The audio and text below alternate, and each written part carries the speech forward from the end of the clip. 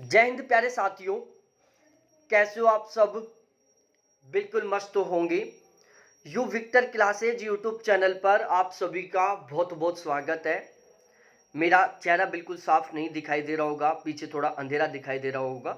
उसके पीछे सबसे बड़ा रीज़न है कि आज मॉर्निंग में 7 बजे से यहाँ पर लाइट चली गई थी, जिसकी वजह से ना तो यहाँ पर वाईफाई चल रहा है और ना ही लाइट आ रही।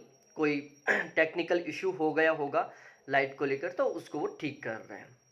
तो आज मैं सोचा कि क्यों ना मैं आपको एक ऐसा शानदार वीडियो बनाकर बताऊं जिससे आपका जो जेआरएफ क्वालिफाई करने का सपना है उसको पूरा करने में आपकी बहुत अच्छे खासे तरीके से मदद मिले। आप दिसंबर 2023 में जेआरएफ क्वालिफाई करने के लिए पूरे डेडिकेशन के साथ तैयारी में लगे हुए होंगे। यदि मोटा मोटा हम टाइम काउंट करें तो अब हमारे पास मात्र 50 दिन का समय बचा हुआ है। और ये जो 50 दिन का समय ना, ये हमारी तैयारी का सबसे पीक टाइम है। सबसे पीक टाइम का मतलब है कि इस टाइम में जो जितना ज़्यादा पढ़ेगा ना उसको उतना ही ज़्यादा बेनिफिट मिलेगा। कोई मायना नहीं रखता कि अब से पहले आपने कितना पढ़ा था, ठीक है। सबसे ज़्यादा मायना रखता है कि अब आप कितना पढ़ते हो। अब आप जितना ज़्यादा पढ़ोगे आपको उतना ही ज़्यादा बेनिफिट मिलेगा। बहुत सारे लोग ऐसे भी होते हैं जो अब से पहले बहुत ज़बरदस्त तरीके से पढ़ रहे थे, अब उनको ये फीलिंग आने लगे कि हमारी तो तैयारी बहुत शानदार वाली हो चुकी है, तो वो अब थोड़ा थोड़ा पढ़ाई को स्लो कर रहे हैं।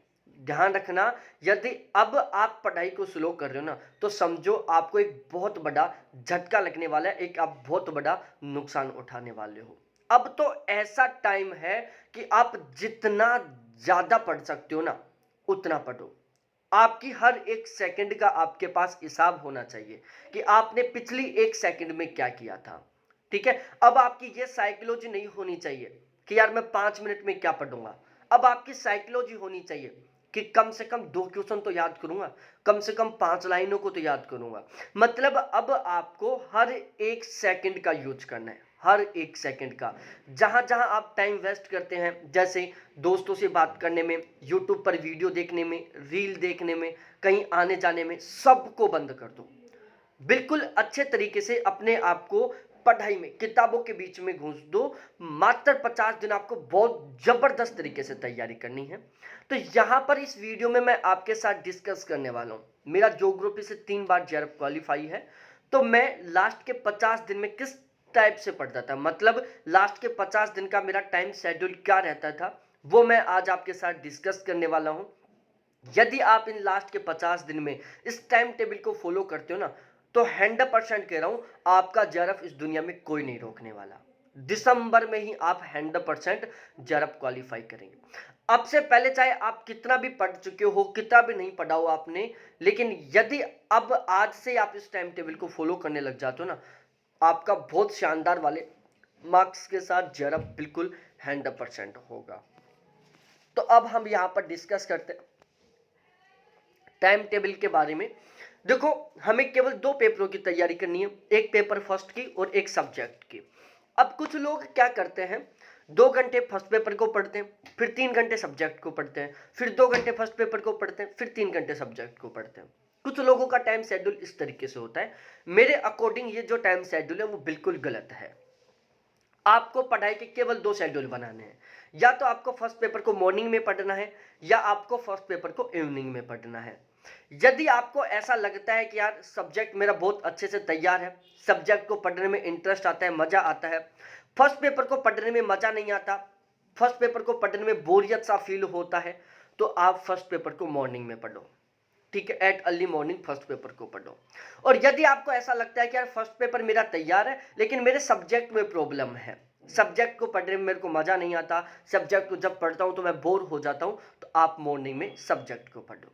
ऑलमोस्ट ज़्यादातर जो कैंडिडेट हैं उनको सब्जेक्ट बहुत अच्छा लगता है, सब्जेक्ट को पढ़ने में उनको मजा आता है, क्योंकि पीजी में हमने ये जो सब्जेक्ट सेलेक्ट किया वो अपने इंटरेस्ट के अकॉर्डिंग सेलेक्ट किया है। तो सब्जेक्ट को पढ़ने में किसी को कोई प्रॉब्लम नहीं आती। 90% से ज़्यादा कैंडिडेट हैं जिनको फर्स्ट पेपर को पढ़ने में प्रॉब्लम आती है।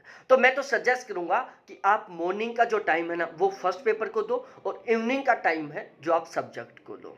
अब आपको रेगुलर 13 घंटा पढ़ना है, ठीक है। रेगुलर 13 घंटा पढ़ना है। मैं टाइम टेबल बताऊंगा आपको कि 13 घंटा किस तरीके से पढ़ेंगे। इस 13 घंटे को आप डिवाइड करो, रेगुलर आपको 1 घंटा रिवीजन करना है, ठीक है। इसके अलावा 5 घंटे आपको फर्स्ट पेपर को पढ़ना है और 7 घंटे आपको सब्जेक्ट को पढ़ना है। अब यहाँ पर कुछ कैंडिडेट ऐसे भी हैं जिनको लगता है कि सब्जेक्ट हमारा बहुत शानदार तरीके से तैयार है, फर्स्ट पेपर हमारा कम तैयार है।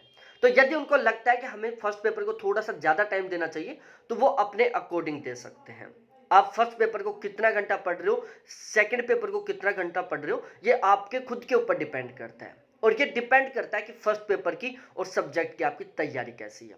लेकिन मैं एक एवरेज लेकर चल रहा हूं, यदि आपके दोनों पेपर एवरेज हैं तो आपको फर्स्ट पेपर को रेगुलर 5 घंटे पढ़ना है, सब्जेक्ट को आपको रेगुलर 7 घंटे पढ़ना है, रेगुलर 1 घंटा आपको रिवीजन करना है जो आपने पीछे पढ़ा है उसका, ताकि आपका साथ के साथ रिवीजन भी होता रहे, लास्ट में आपके पास एक बहुत बड़ा बर्डन ना जोड़े।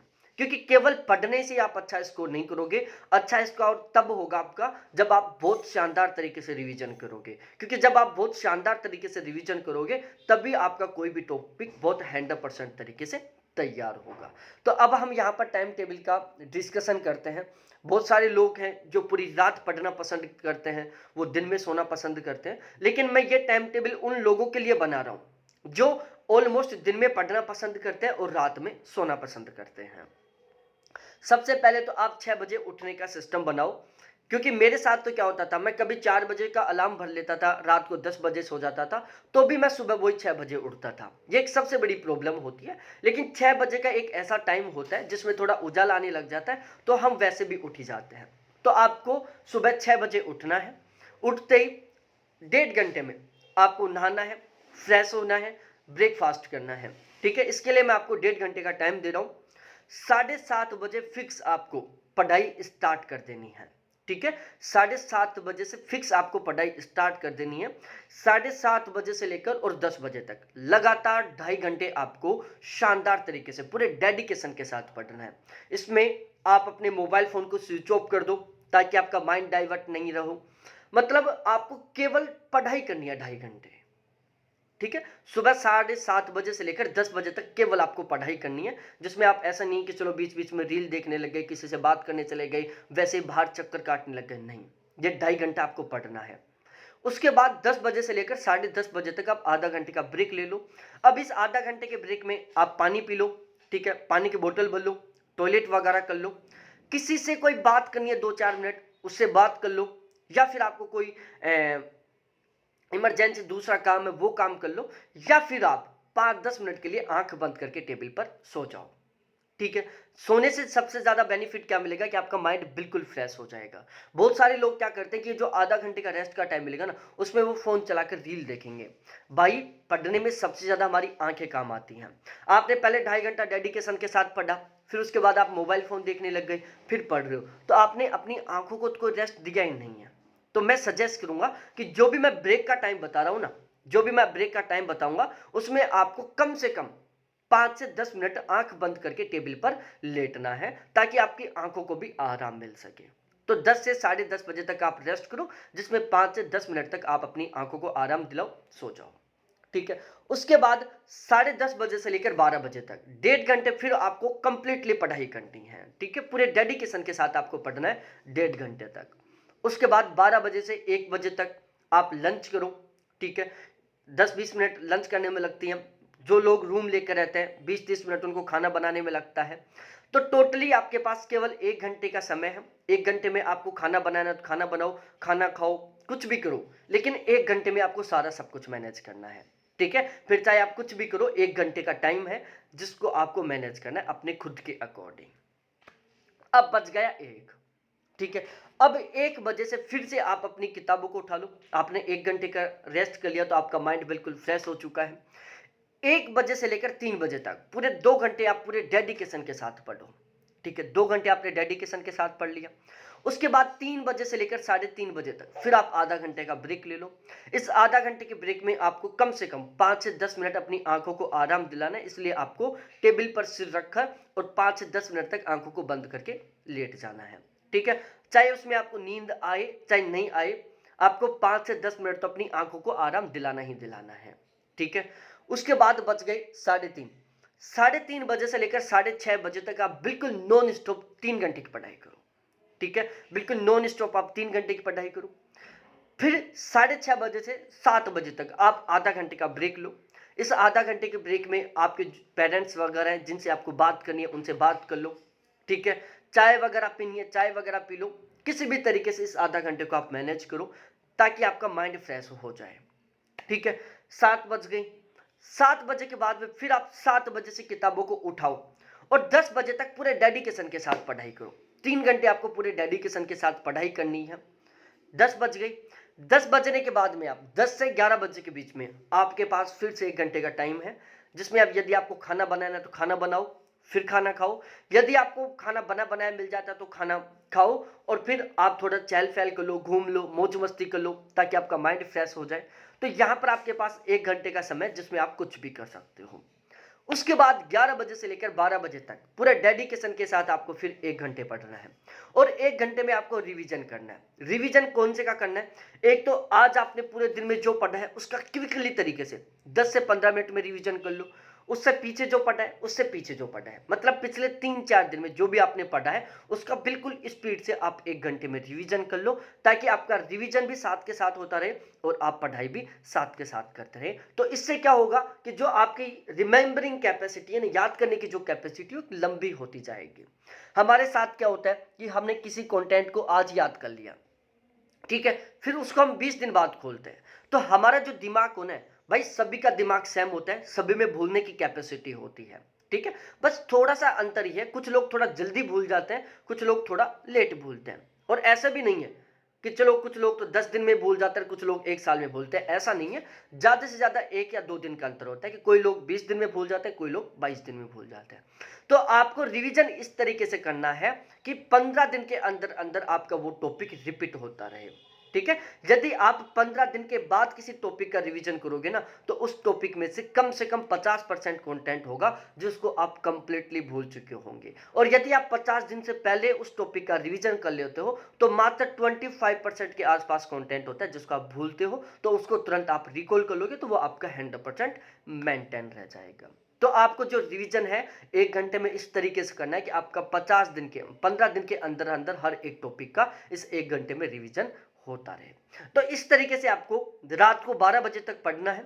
12 बजे आप 10 मिनट का टाइम लो, ठीक है। आपको रेगुलर टाइम टेबल बनाना है, 10 मिनट का टाइम लो। उस 10 मिनट के टाइम में चेक करो कि आज आपने जो टारगेट लिया था उसको आपने कंप्लीट किया है कि नहीं किया है, उस टारगेट में कितना अनकंप्लीट रहा है, ठीक है। और फिर नेक्स्ट डे के लिए अब टारगेट लो कि नेक्स्ट डे आपको क्या पढ़ना है। ध्यान रखना है आपको इस टाइम टेबल को रेगुलर फॉलो करना है, रेगुलर आपको टारगेट लेना है, ठीक है। यहां तक कि आप हर एक 10 मिनट का भी टारगेट लेकर चलो कि हमें अगले 10 मिनट में ये पढ़ना है, ठीक है। क्योंकि अब केवल 50 दिन का टाइम बचा हुआ है, इसमें आपको हर एक सेकंड का हिसाब रखना है। यदि आप यहां पर हर एक सेकंड का हिसाब रखना सीख जाओगे ना तो पेपर तक आपको इतना एक्सपीरियंस हो जाएगा कि आप पेपर में भी हर एक सेकंड का हिसाब रखोगे। और जो लोग पेपर में 1 सेकंड का हिसाब रखते हैं ना उनका कभी पेपर अधूरा नहीं रहता। वो 3 घंटे के पेपर में 150 क्वेश्चनों को बहुत आसानी से कंप्लीट कर देते हैं। जो लोग आज ही 1 सेकंड का वैल्यू नहीं कर रहे, जो लोग आज ही 5 मिनट का वैल्यू नहीं कर रहे, उनकी आदत बन गई, वो एग्जाम में भी 5 मिनट की वैल्यू नहीं करेंगे। लेकिन एग्जाम में जो 5 मिनट है ना एक बहुत बड़ा रोल निभाता है आपका पेपर सही होने में और गलत होने में। तो ये टाइम टेबल है, इसको आज से फॉलो करना शुरू कर दो, आपका हर हाल में जेआरएफ हो जाएगा। मात्र 50 दिन मेहनत करनी है। 50 दिन के बाद में जैसे कंप्लीट पेपर हो ना, पेपर होते आप 10-20 दिन खूब मौज मस्ती करो, जब तक रिजल्ट आए तब तक खूब मौज मस्ती। किताबों को बिल्कुल साइड में रख दो, टच भी नहीं करना है उनको, केवल मौज मस्ती करना है। लेकिन अब 50 दिन आपको केवल पढ़ना है। रिश्तेदारों को बिल्कुल भूल जाओ, ठीक है, दोस्तों को बिल्कुल भूल जाओ, यूट्यूब वगैरह पर वीडियो देखना बिल्कुल भूल जाओ, कुछ नहीं होगा इनसे। यदि आप जिम वगैरह भी कर रहे हो तो उनको भी भूल जाओ। 50 दिन केवल किताबों को याद रखो और एक अच्छे खाने को याद रखो, क्योंकि डाइट अच्छी रहेगी ना तो आपका शरीर सही रहेगा, और शरीर सही रहेगा ना तो आपकी पढ़ने की, याद करने की कैपेसिटी ठीक रहेगी। तो इस 50 दिन में आपको 3 चीजों का ध्यान रखना है। एक तो आपको रेगुलर 13 घंटे पढ़ना है, ठीक है, रेगुलर आपको 6 घंटे सोना है और अच्छी तरीके की आपको डाइट लेनी है। इन 3 के अलावा आप सभी चीजों को भूल जाओ मात्र 50 दिन के लिए, ठीक है, तो ये एक वीडियो था, आपको बहुत अच्छा लगा होगा। चैनल को अभी तक सब्सक्राइब नहीं किया तो प्लीज़ एक बार चैनल को जरूर सब्सक्राइब करो, वीडियो को लाइक करो और आपके जितने भी दोस्त हैं सभी के साथ एक बार जरूर शेयर करो।